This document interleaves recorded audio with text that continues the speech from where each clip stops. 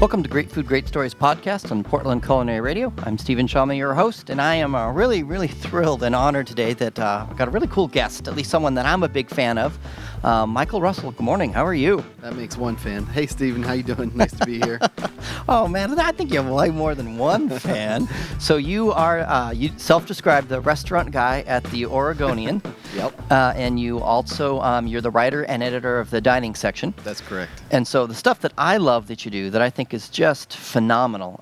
You do an article every year about food carts. That's and this right. year you talked about your, the best ones. Yeah, it just came out. You do an article every year about your best restaurants and Restaurant of the Year, which I love. And then you do a restaurant guide every year. That's right. So I have all of those. I love them. I look forward to reading them. And okay, that's where I need to go. As someone who likes food carts and is a little bit involved in the food cart community here in Portland, I'm always like, oh, wow, okay, he got this one, he got that one. Okay, I feel like I like them too. Yay, that's awesome. So I just excited to tell your story. So where'd you grow up? Yeah, I grew up in Berkeley, California, so the other liberal hotbed of the West Coast. I didn't go to the college down there. I'm just a townie, and I left at 18 and traveled quite a bit. Around the country or out of the country? Well, I lived in Seattle, New York City for a while. After that, I went to Spain. I lived in a town called Granada in the south of Spain. And I also lived in Taipei. I was in Taipei right before I moved here in 2006. So you immediately got a different perspective on the culinary world. I think so. I feel like I have certainly a grounding in Taiwanese food and the food of southern Spain. Different perspective for sure. Because I've met people who grow up in different parts of the country, and they don't leave their county sometimes in some parts of the U.S., and they don't have the kind of food perspective that you get if you actually travel overseas. Yeah, I mean, I have I've had the privilege to be able to travel both with my parents. My parents are both born in Scotland. My dad was from Glasgow, and my mom's from the Highlands. So even from the very youngest age, we would travel back to Great Britain to visit relatives, grandparents, aunts and uncles, and things like that. And usually we'd drop into, France or Italy and have a few days before heading back to the United States. So I have early memories of visiting Europe. And I mean, to me personally, travel is, incredibly important. It's something my wife and I build into every year. We don't spend a lot of money on our house or our car, but we do like to take a big trip. This year we went to South Korea, just because we'd never been there. And I love the food and the culture, and it was fantastic. So you're in Taipei, and you moved to Portland. What made Yeah. why'd you choose Portland? Of all the places you can move to in the United States, what drew you to Portland? Well, it's interesting. I'd been in Taipei for we were there for exactly 365 days, and it's an amazing country. It's an amazing culture. I was freelance writing and teaching English there at a cram school, so I was under the radar, off the books. The school I was teaching at, the head of the school, this woman, she said, in your orientation meeting, that if the immigration folks come to visit the school, they'll give you a signal and you'll jump out the back window.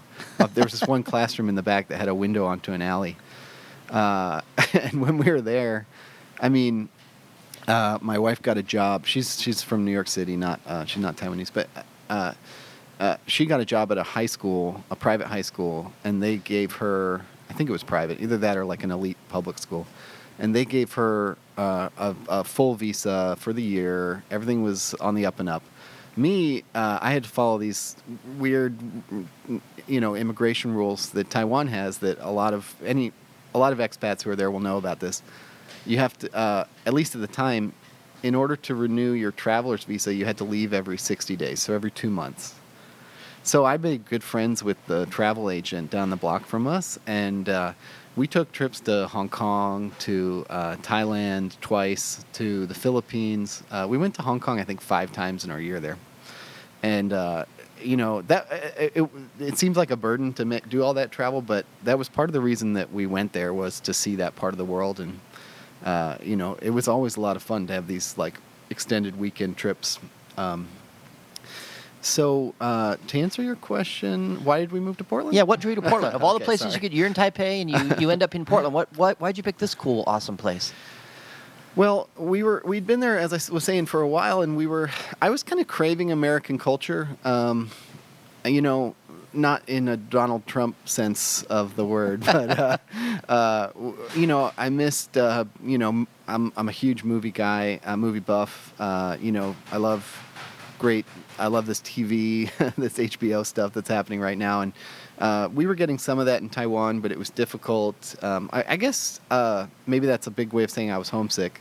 So we started looking for a place to move back to in the U.S., and we lived in New York City, where my wife's from, and that was kind of out. It's a pretty hectic, dirty, amazing city that we just wanted something that was,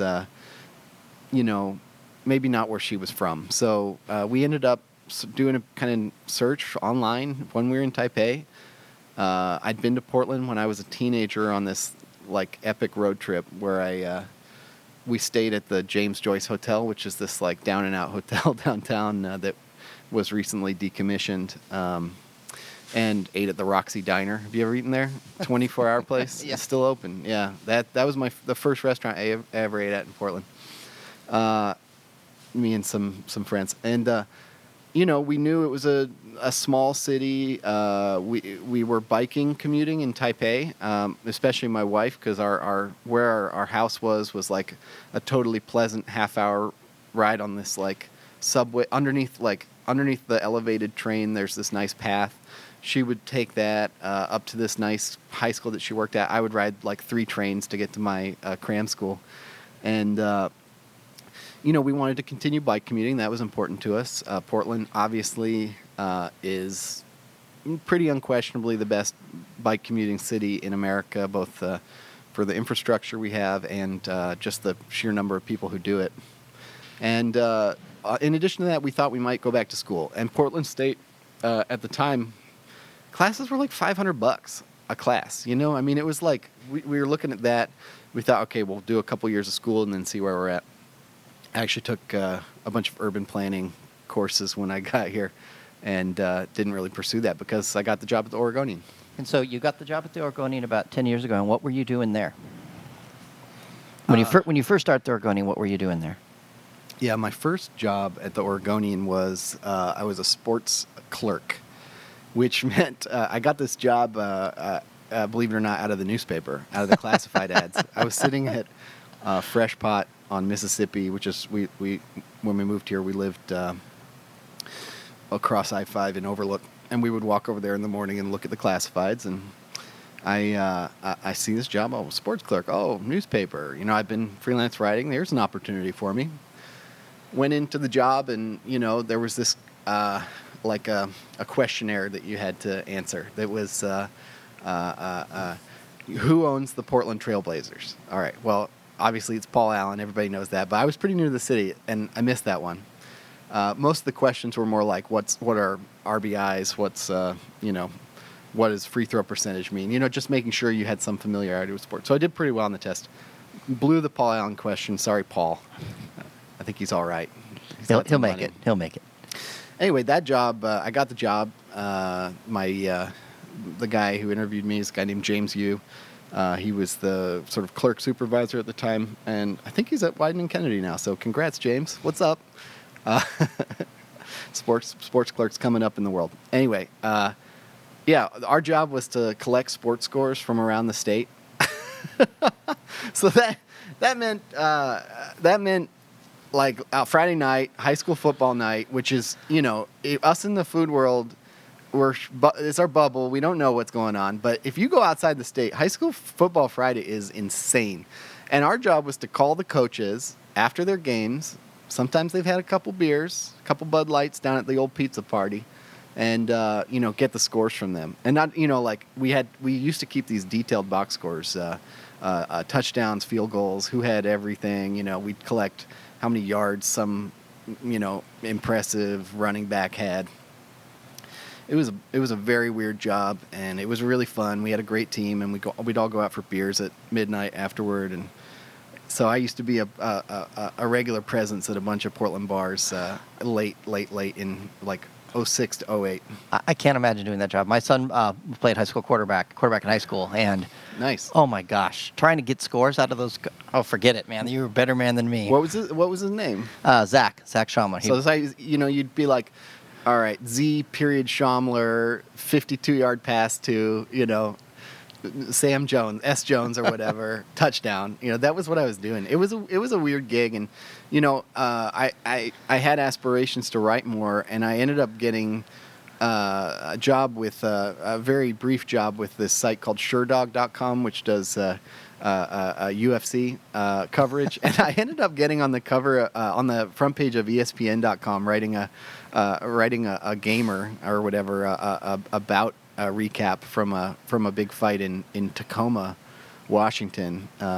Man, this is weird. Sorry, this is very not food focused. And So how did these aren't even the weirdest jobs I've had. Like, not even close. But that's a pretty cool thing. You should ask me about selling maps in Central Park sometime. I did that for a while. Oh my gosh. So how did you? So you ended up becoming a feature writer? Yeah. So from there, moved to our breaking news team. Started doing ambulance chase type stories, and from there kind of worked. I think like one of the big things I wrote was about this. This sort of like black market dentist who out in Gresham who served the Russian immigrant community out there on the lowdown, and he was he stabbed or shot? Okay, now I'm blanking. Anyway, he was killed in his dentist chair that was in his living room at some nondescript house with no sign on it. And I did a feature on that. That was like one of the first bigger things I wrote for the O. And then I started doing more food and restaurant stories, and I don't know.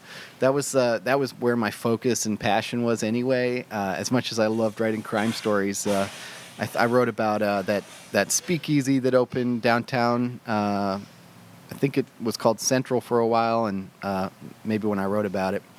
And I had been to the speakeasies in New York City that had been, now they're everywhere and totally played out. But at the time it was hot, and Portland hadn't really had one yet. It was a little place on that Ankeny alley next to Voodoo Donuts with no sign, and you walk through, there was like guys making crepes in the window, and then you walk in the back, and there's a whole bar back there. What? Crazy. So then 5 years ago, you became the restaurant critic. Yeah. So at the time, from about 2010 to 2011, a little over a year, the Oregonian didn't have a restaurant critic. It was a time when we used freelancers to handle our coverage, and some of them did some really good stuff. But I think we needed to have a voice, and I think our management at the O realized that the restaurant scene in Portland is really important, and that they needed to put some resources behind it. And I think because I had written 5 or 6 features, some of them had been on the front page or in the business section. I was sort of all over the place doing this stuff. I was the logical person to get that job. Not that I was a shoo-in by any means, but I think they were like, here's a reporter who's hungry and ready for more, and let's see what he can do with this beat. So that was 5 years ago, and it was really a little nerve-wracking. It was different.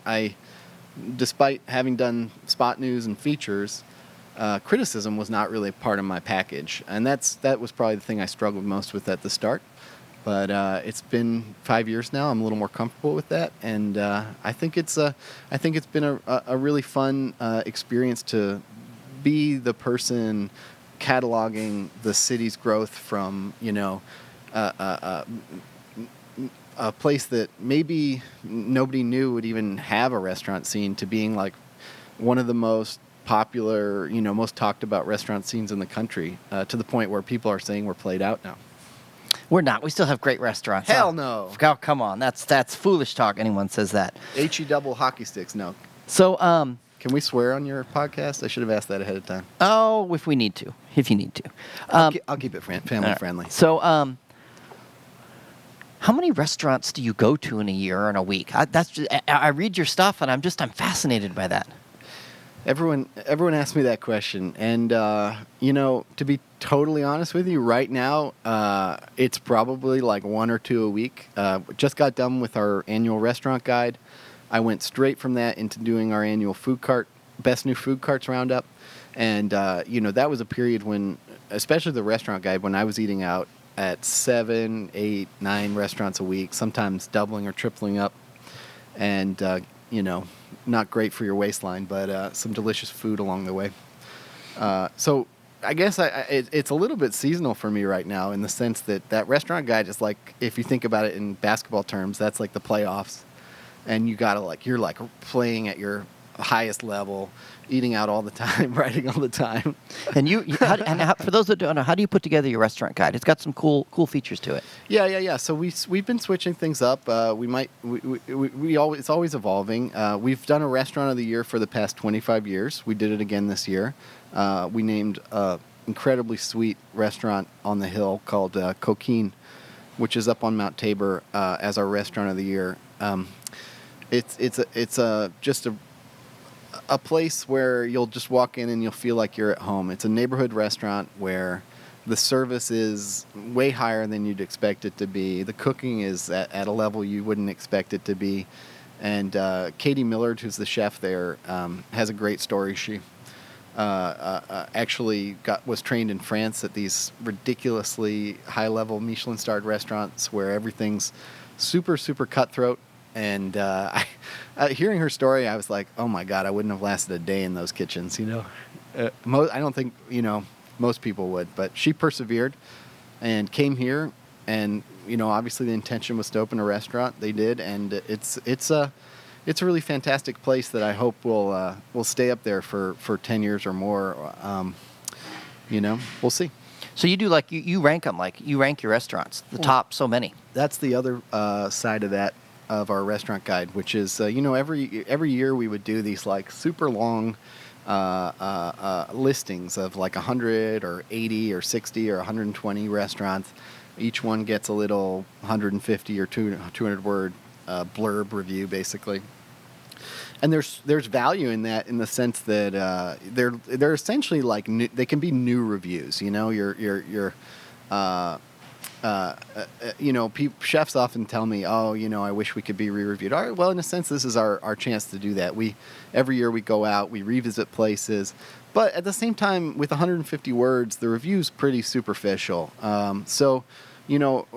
My editor at the Oregonian is a guy named Mark Catches, and he encouraged me a couple years ago to consider ranking the restaurants. I'm not the only person that does this. Jonathan Gold down in Los Angeles ranks his restaurant guide. There's a couple of other people. It's a pretty ambitious project in terms of the time it takes to do it.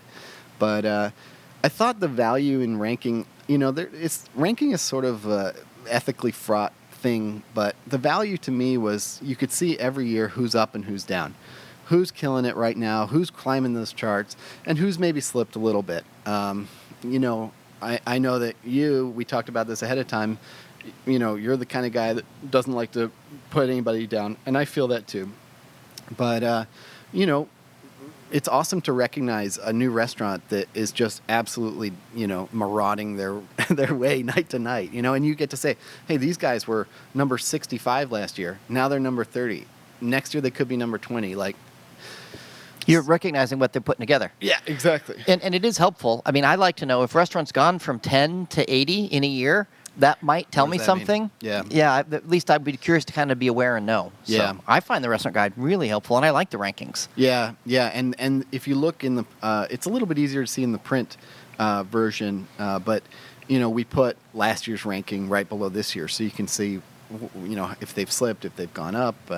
For me, I think this year the restaurant that rose the highest, if we're staying on the positive tip, was Expatriate, which is a cocktail bar from a guy named Kyle Linden Webster, and obviously from James Beard Award winner Nomi Pomeroy. And their food is it's really, really on point. It's kind of like, I would say, like stoner food, basically, like late night munchies food with an Asian focus. particularly Southeast Asia. It's spicy as hell. It's like, ridiculous, over the top. Like, let's put a jalapeno popper in a bao and spice the hell out of you. But it's really, really delicious. And, I was eating there this spring for the guide. And I was like, man, these guys are killing it. They're killing it. Like, I often, when I'm putting the guide together, I think about like categories. Like, maybe you're the third best Peruvian restaurant in Portland. Like, do you get on the list at that level? Portland's really great with pizza, but how many pizzerias can you have in the list? Like, all right, everybody knows Ken's, everybody knows a Pizza Shoals. Hopefully everyone knows Lovely's 50/50 at this point. Pizza Jerk has come on super strong.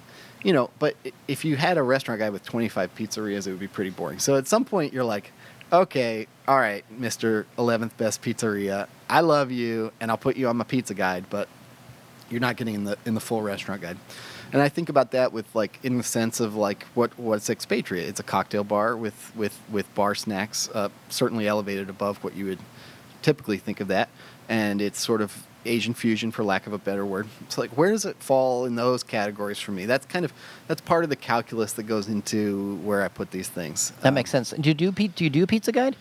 Yeah, it's semi-annual. I did my really big one in like 2013 or 2012, where I actually went out and ate at every pizzeria in town. The past couple of years, it's been more like, let's update the top 10, because apologies to the really awesome family-run restaurants out in the boondocks. But if I tried your pizza once and it was cardboard and Yeah, it's just, yeah. I'm just not gonna go back. And do you do the same thing with brunch? Do you like a brunch? Yeah, we did a brunch guide this year. My colleague Samantha Bacall, who works with me on the restaurant beat, was spearheaded that. It was like, kind of a what's hot, what's current right now. We talked about Han Ok, the Korean restaurant, which does this super subtle, intriguing Korean-inspired brunch. Some of the places like Sweetie D that we've been loving for a few years were on there. Oh, they've got great food. The Big Egg. Oh, my God, that wrap. That's my jam. Yes, the Big Egg. They are on the cover of my first book, and I love them. Great people, amazing food. Yeah, I mean, I just, if you have not been to the Big Egg on Alberta and you're listening to this podcast, pause it, come back to it. Obviously, we want you to finish, but pause it and go get a wrap right now. It's like a kind of like Portland style breakfast burrito of your dreams. Yeah, I can't agree with you more. That is just phenomenal. Okay, so I'm never going to start a restaurant. It's too much work. It's crazy amounts of work. Like starting a food cart, people say, no, I will never have a food cart. But what do you look for in a restaurant? If I went to a restaurant and I want Michael Russell to come and enjoy my stuff and give me a good review, what am I striving for? What hits your hot buttons? Yeah, and if I can just put a pin in that for a second, there's no way I would ever open a restaurant either. It would just be inviting the 1-star Yelp reviews. But what do I look for in a restaurant? Good question. I actually feel like, I think we talked about this ahead of time a little bit. I just finished this annual food cart guide. Food carts aren't restaurants, but it's for me, it's really easy to explain what I look for in a great food cart. And Okay. since that came out this week, maybe it's a good time to talk about it. And you're a food cart guy too. Yep, I love food carts. So let's see. Okay, this week we published our guide to the best new food carts in the city. Yep, new ones this year, roughly. Yeah, they basically, all of them open within the last calendar year. So, I'll fudge it though. If I missed a cart that opened in like June of last year, I'll throw them in. This year, all the carts are less than a year old. So I've been doing this for 6 years, and it's like, what makes a food cart get on my top 10 list? And to me, it's always, what I'm always looking for is a combination of 2 or 3 things. The most important two are you doing something unique and intriguing, something new? This year we had there's a cart from a guy named Tommy Shop. I'm sorry if I'm saying his name wrong. No, you said it Tommy's name is Shop. You said it right. All right, so he runs a Burmese cart. And man, I've been, like I said at the beginning, I come from the Bay Area originally, and my parents are still there. My sister lives in Oakland. My parents live in Berkeley. And I go down there, 2 or 3 times a year. And every time I'm down there, there's a new Burmese restaurant in the neighborhood. Like, the main Burmese restaurant in SF is a place called Burma Superstar.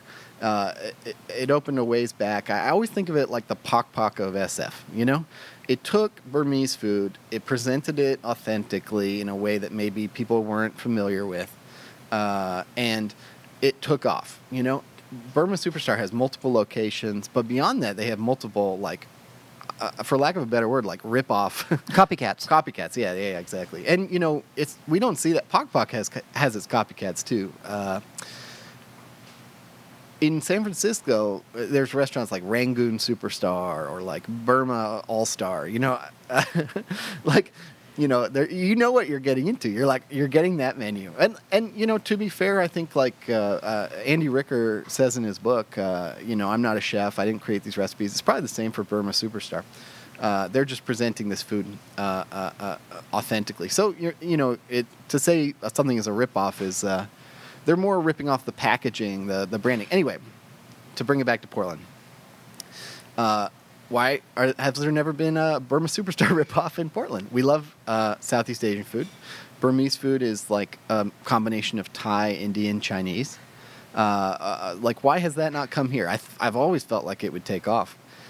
And this guy, Tommy Shop, must have felt the exact same way. In his press release, he said precisely that he ate in the Bay Area. I'm assuming it was at Burma Superstar, but it could have been at one of the spin-off places.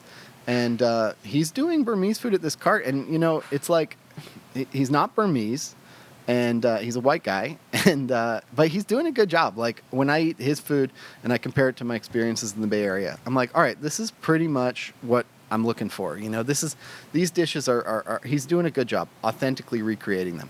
So that's an example of a place where he's bringing something new to the city, and that was enough to get them onto the list this year. So it's new. It's different. We don't have a lot of Burmese restaurants or food carts in Portland. It's new, and that was a requirement for being on the list. You had to be less than a year old. It's different and intriguing to me, which is a cuisine that we just do not have any representation of whatsoever. And then the other thing I look for, besides interesting or unique, is quality. So maybe to pull an example off the list, there's a little burger cart in Southwest Portland. He's raising his hand here. Yes. Called Burger Stevens. It's run by a guy named Don Salamone. Yes. Right. Yep. Exactly. Don Salamone. He's been a chef at some amazing places across the country. And he told me he moved up here to buy a house. Ended up in Southwest Portland, like a lot of people are these days. He opens this baby blue cart that just does the most simple, perfect, all-American cheeseburger that you've had in Portland. It's $7. It's not super big. You're not going there, to dip into the trough. You're there for super, super high quality. His fries are great. His soft serve is really, really awesome. And the cheeseburger, I said this in the story, it might be my favorite cheeseburger in the city right now. And they've been open for a month, which is crazy. But if you look at his resume, his chef resume, and the places he's been, I asked him why. I had him on a radio show. Why burgers? And he said because all the fancy restaurants he's been to, the burger was always the favorite thing for him on the menu. So he's cooking out of his passion. Love it. Yeah, and that's the third thing that we're going to talk about is passion. Do you have a passion for what you're doing, or are you just, going through the motions? And are you just opening another Burmese restaurant because the first one was successful, right? Yeah, and you can't fault Rangoon Superstar for doing that. I mean, you have people who are immigrants. They're cooking the food that they grew up with. They're using some sort of branding and packaging methods that they've seen have been successful to help them be successful. I mean, you can't fault that in any way. And, I think you see that with some Thai restaurants here that are okay, what worked about Pok Pok? They took a bunch of freaking amazing street food dishes that you would only ever find in roadside stalls that do one dish, and they package them together. They made it look cool. They made it look like an outdoor, like, sort of outdoor stall, even though you're eating indoors.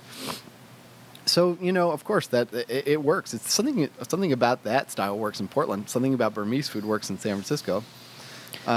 So anyway, can I reveal my number one cart?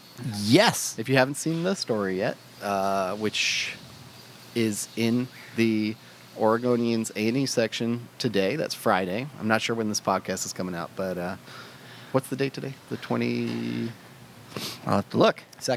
of July? Yes, 22nd. All right. It's my dad's birthday in 2 days. So happy birthday, Dad, if you're listening.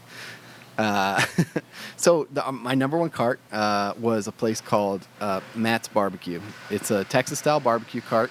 I've been writing about him for a year. You've been a fan of Matt's for a while now. Yeah, I'm a sucker for Matt's because, the thing that I love Podnas. I think Podnas destroys everything. They are so good at what they do. Even their desserts. Ribs, pulled pork, all the sides, all the freaking, everything that they do is great. They've got a good beer list. Their cocktails are great. I mean, to me, they nail everything. But Matt's brisket is better than Podnas. Whoa! All right. and that's pretty exciting because brisket is, in Texas, brisket is the meat, is the smoked meat that barbecue places are really judged on, And for this guy to be able to do it out of a cart is pretty remarkable. So I highly recommend you go there and get the brisket before it sells out. Sells out all the time. It does. So, and the Burmese cart you mentioned, just to give a shout out to Tommy, because I'm a big fan of his, is Burmosphere. That's the name of his cart. Burmosphere, that's right. And you mentioned passion. And we're talking about your food cart list. For me, someone that's cooking way out of their passion, it's all passion driven, is Tiff and Asha. Oh my God, yeah. Elizabeth out there, Tiff and Asha. Incredible, yeah. They were on my best new carts list in 2014. I just put out a list of my favorite carts, period, and they were on it in the top 10. Yeah, I think they're number 5. They're number 5, man. Love Tiff and Asha. I something about their hours and the time that I'm on Mississippi hasn't been meshing because every time I'm there, they happen to be closed, and when they're open, I'm not there. So, Anyway, Tiff and Asha does these sort of slightly chefed up dosas, which are these like Southern Indian, almost like sour, very, very thin crepe almost, for lack of a better word. And they fill it with, like cinnamon spiced potatoes or fried chicken pakoras with honey, cardamom honey. They are freaking amazing. They're perfect. And, that's another place you should visit. And if I can do a little plug. Yes. Oh, yeah. All this stuff is my best new carts is in Friday's A&E section. All this, my best carts period is online right now at OregonLive.com, which is our website. And it's, I've been doing this food carts list for 6 years now. I'm not like a fly-by-night guy in the food cart world. I've probably eaten at over 300 carts in that time. I eat at carts maybe weekly just because I like carts. You're just a fan in addition to being a critic. I'm a fan, period. And that's kind of why I've kept this feature afloat. It's not like my editors aren't clamoring for it every year, but I love doing it. I think coverage of our food carts is not always a priority in this town, and sometimes you'll see reviews of places that happen to be right next to the office of the the media company that is writing about it, and the Oregonian's definitely been guilty of that too. But we've had by that I mean I'm guilty of that too. But we've had some. Lardo started out as a food cart. Baraska started out as a food cart, and for me, for my money, I love both of those places. Yeah. Well, that's almost and both of those that you mentioned were previous best new carts. Lardo in 2011, Baraska I think 2014, which was a really good year for carts. But it's really hard to make that jump from cart to brick and mortar. And I'm not. You maybe know more about this than I do, but I'm not. I'm not sure how some people do it and how some people don't. Like Lardo went from being a really good cart to being a really good restaurant. And that's probably like 90% because Rick Gencarelli had been working in restaurants at a really high level for like 20 years. And he'd been opening restaurants for, I think the guy's name is Todd Steele. He's a He's a chef in, I think, Boston. Sorry, man, if I got that wrong. That's all right. Rick was our first ever Great Food, Great Stories podcast. No way. Podcast guest. We told the story of Rick. So, oh yeah, speaking of, that's really cool because Lardo was a Best New Cart in 2011. And this year, I named Lardo's pop-up cart. Okay, so this year, Rick bought back his cart. Yep. Maybe it was late last year. But anyway, he bought back the cart. And he's been letting new businesses go to the cart, which is parked at 12th and Hawthorne, and serve food one or two nights a week. You go down there, oh, is there something in the cart? Yeah, they're doing Hawaiian-style shave ice. What? Okay. And it's really good, Not every cart pop-up there is created equal, but he's kind of, I said in the article, kind of paying it forward in the sense that, he started from that world. Now he's giving people an opportunity.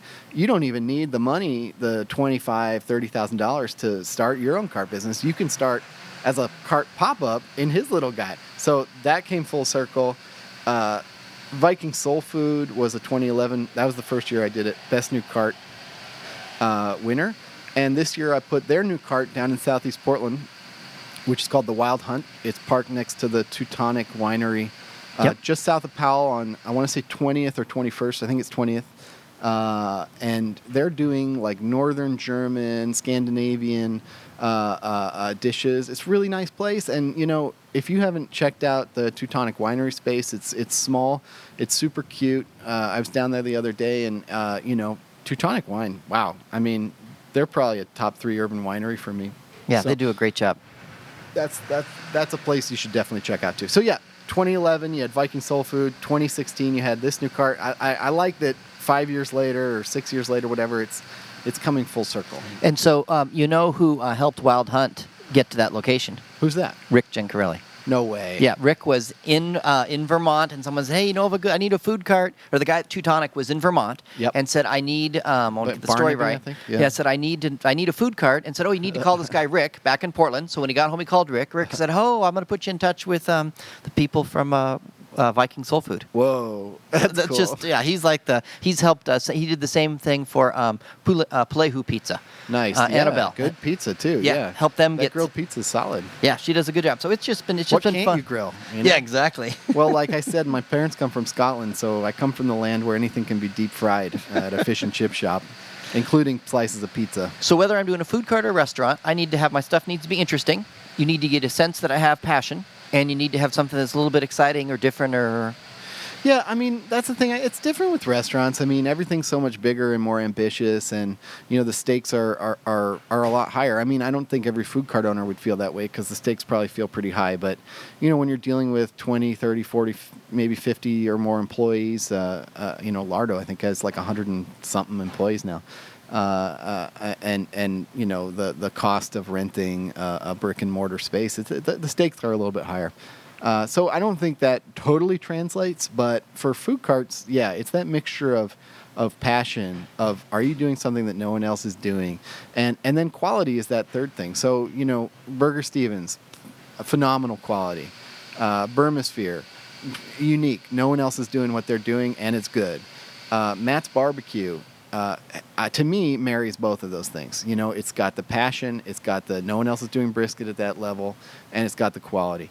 Another little cart down in Selwood called Straight's Kitchen, which was number 2 on my list, and a contender for number 1 this year, hits all those things too. It's got uniqueness because they're doing a style of cuisine. They're doing a cuisine called Nyonya, Nyanya, which is the Chinese immigrant cuisine of Malaysia. Now, Portland is terrible, awful for Malaysian, Indonesian food. Where, every couple years a new place opens out on 82nd Avenue or far southeast Portland, and it's around for a while and then it closes. So there's these efforts and they're cool and we write about them when they can't come up, but nothing's really stuck, and that food is so delicious. So. They're going even further beyond that, and they're drilling down even further to present this really specific cuisine. The highlight dish is called is laksa. You might have had a laksa at one of Andy Ricker's restaurants because he's had one on off and on for 5 or 6 years now. Theirs is a little bit different. They call it laksa lemak, Lemak. Apologies if I'm saying that wrong. And it's basically a coconut milk curry soup. It can be a little bit thick, or it can be just thin enough that these little thin rice noodles kind of sponge up all this incredibly complex, delicious curry, and just like I said in the story, it just hits you right in the cerebral cortex. Everything that they do down there is on point, and the quality is super, super high. They've obviously got passion, and they're doing something unique. So that to me that's the double or the triple. The trifecta. The trifecta, yeah. So Yeah. what else in a restaurant review? Because you do a lot of those. If you're gonna like it, what are some other things that maybe are different with restaurants that aren't true about food carts? That's a great question. Well, I just think in food carts, it's just easier to hone your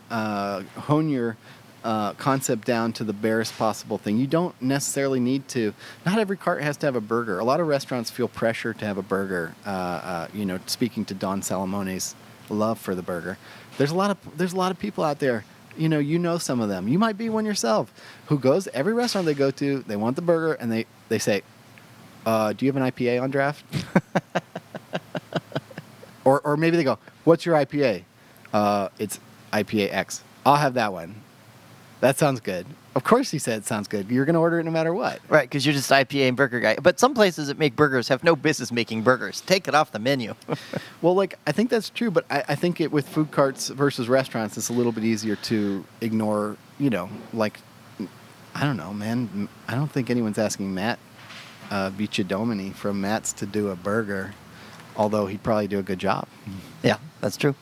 Okay, so you did something recently that was kind of unique, at least for your journey. The analogy I came up with that finally made sense to me is that back in 2006, Marvel came out with a limited comic book series called Civil War, and in issue 2 of that series, Spider-Man took off his mask to the whole world and told everybody in the whole world that he was Peter Parker.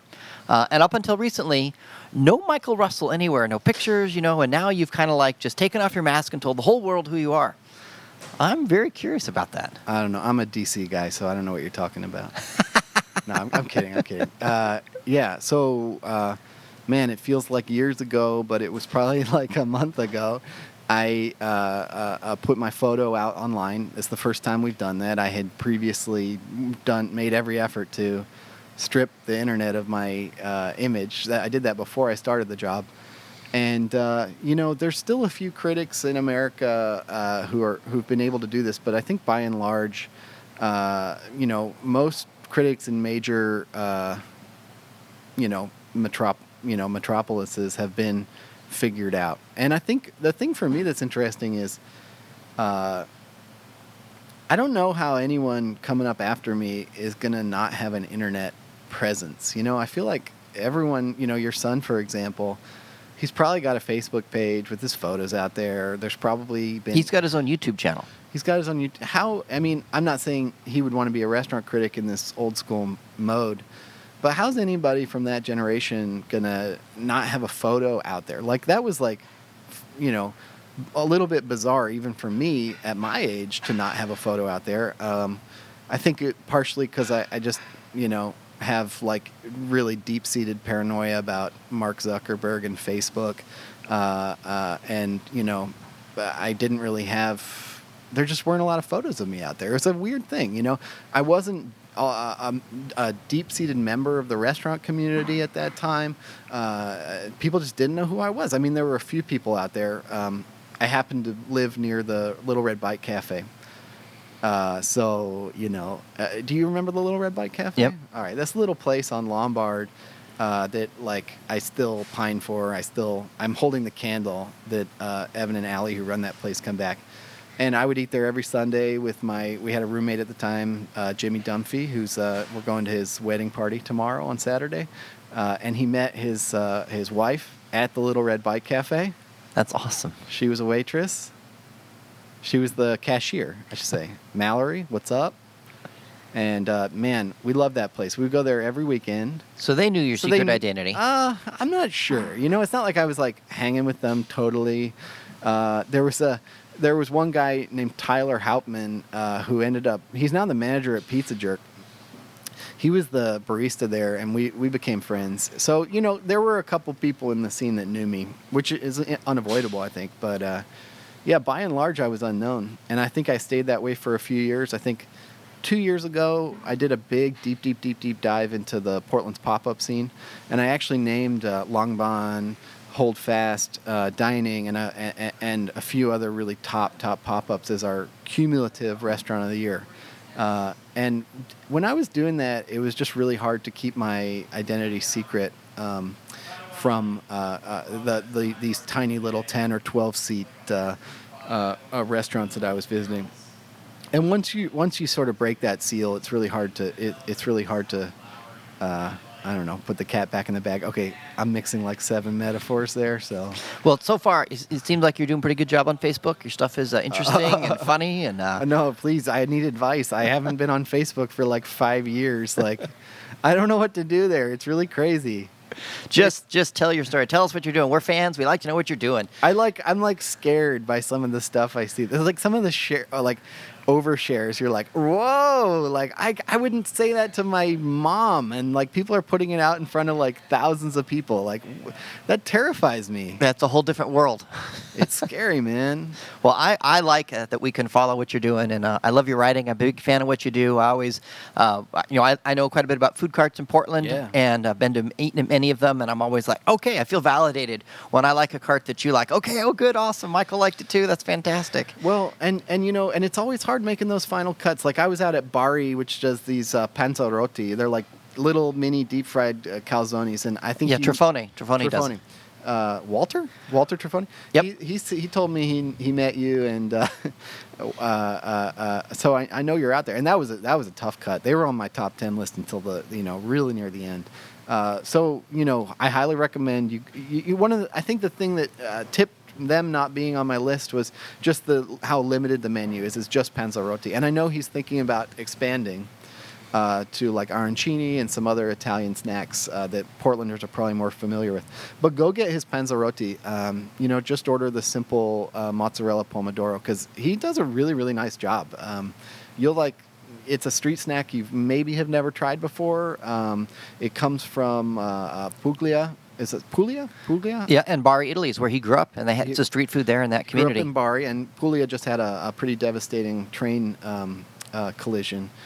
So go out there and support Bari and eat some panzerotti and hang out at the 52nd and Foster carts, it's a chill cart. Roadrunner Barbecue's there. There's a what's the breakfast one? Egg Carton. Sarah Carton. at Egg Love Carton. Egg Carton. She is amazing. And there's like 5 or 6 carts that are good. Angry Unicorn is there. Yeah. And they got Pod Bar there, which has really good beer. Pod Bar has great beer. My a good friend of mine had paternity leave last year, and he lives right around the corner. So I went out and visited him, and we had some beers there one afternoon. That's awesome. So what time of year does your restaurant guide come out every year? That comes out in June, May, June every year. I think we're going to move it a little bit earlier next year, probably end of May. Well, we'll see. That's still TBD. All right. Well, I'm gonna throw my hat in the ring, because I would like to have you back on next year to talk about your restaurant guide next year. Oh, that'd be a lot once of it comes out, because I love it. And just be fun to talk about the highlights and stuff like that. Yeah, and I also just want to say, because I know you're deep in the food cart community, and I think I wrote this article. It's like a listicle, but I went deeper than your average one, and I just want people to know that it wasn't my best new carts. It's not. Sometimes you see these listicles online, and it's just people surfing the internet and writing from what they find on there. And I actually go out and visit all these carts every year. I visit many more than the 10 that end up on the list. And over the past 6 years, I would guess I've visited more than 300 carts, which is a big, big chunk of what's out there in the city. I mean, there's probably, I know the numbers get thrown around, and they include like little coffee kiosks Right. and things that we wouldn't really consider a cart. So let's say there's 500 as a potential number. So, I mean, I've been to quite a few of them. I'm not, just writing this, I'm not just shooting from the hip here. I have a pretty pretty deep understanding. So of let me food say this. testing. I've eaten at a lot of food carts. I wrote a book about Portland Yeah. food Yeah, carts. you too, I have man. one on my radio show every Tuesday morning, but I have never read one of your lists. Yeah. I've never read your best new list and thought, what the hell? Yeah. I've always got, man, he nailed it. That is exactly right. Yeah. Every time. Thanks, so man. hats off, because you obviously have a passion for that, and Yeah. you know what the hell you're talking about. Yeah, hey, I love my carts, man. Keep it up. And it's the thing that I love about him is it's Portland's gift to food culture. I mean, nobody did carts like this before we did. Nobody did pods like we did. Yeah, Austin has a little bit of a food trailers lot scene, but we've got a We did unique it thing first. here. Yes, We did it exactly. better. That's right. Keep Portland weird. That's right. Well, Michael, I'm a big fan of what you do. It's awesome to have you as a guest on Great Food, Great Stories podcast. Thank you so much, and I would love to have you back next year. We can talk about your restaurant guide and the restaurants you love. Thanks, Stephen. I'll do that. All right, keep eating good food. Cheers.